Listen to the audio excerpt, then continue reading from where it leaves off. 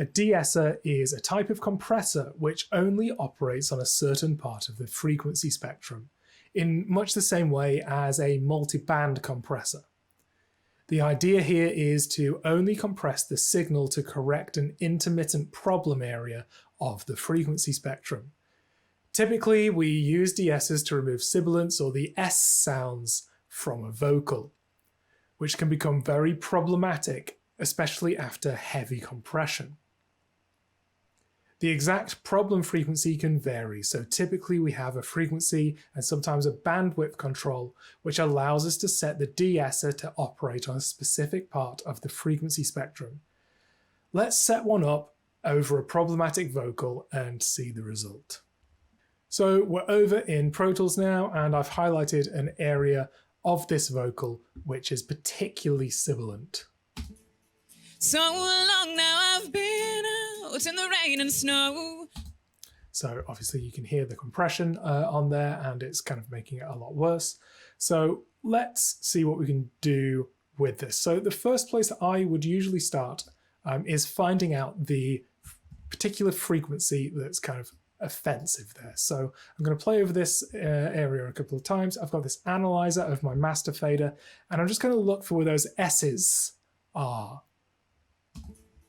So long now I've been out in the rain and snow, but when so long now I've been out in the rain and snow, but when so long now I've been out in the rain and snow, but when so long now I've been out in the rain and snow, but when So it looks to me like that 8K area is kind of almost exactly where we're getting that S sound from this vocalist. This does change vocalist to vocalist, so it's worth checking every time.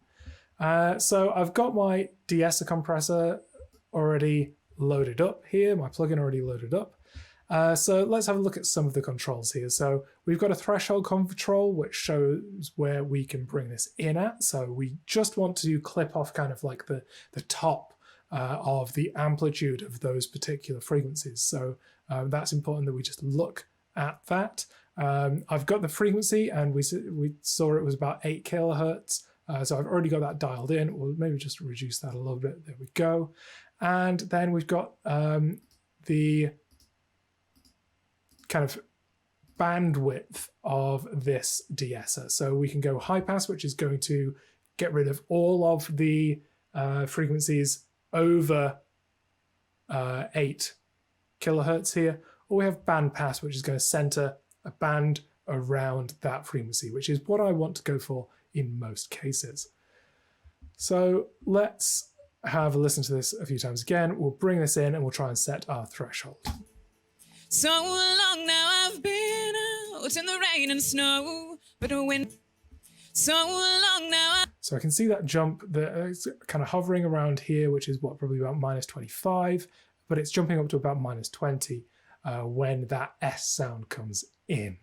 So let's move this down here and see if we start to get attenuation when that S comes in.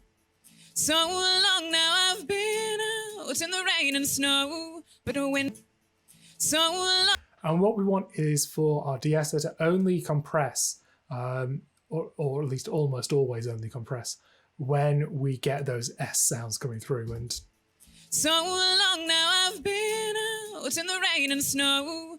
That's acceptable to me. So somewhere there, we can give or take a few dB if we need to.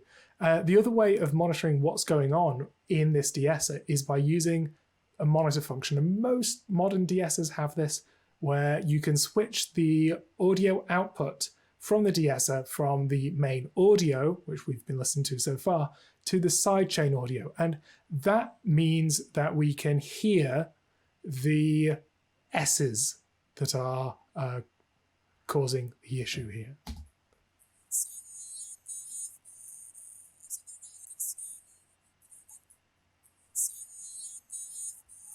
And hopefully you can hear that. It's quite quiet.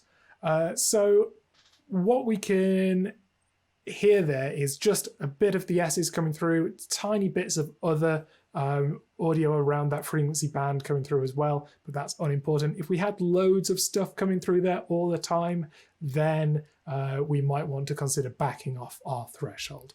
But as it is, that's a small improvement that we've made, but it's going to add up. And if we have a few tracks of vocals that we're taking away that S from, particularly if they're in unison, it's going to really help to clean up the sound and make it sound better. So long now I've been out in the rain and snow, but when so long now I've been out in the rain and snow. So yeah, that is much better. I'll just concentrate on this because it's particularly bad. So long now I've been, so long now I've been, so long now I've been, so long now I've been, so long now. So it's much less harsh there, but still sounds natural. Okay, that's all for this video. If you have any questions, comments, or concerns, you can contact me in the usual ways as always. If you're not yet subscribed to this channel, please consider doing so. It really helps us. Also, leave a like or a comment on this video and tell us what you'd like to see from this channel next.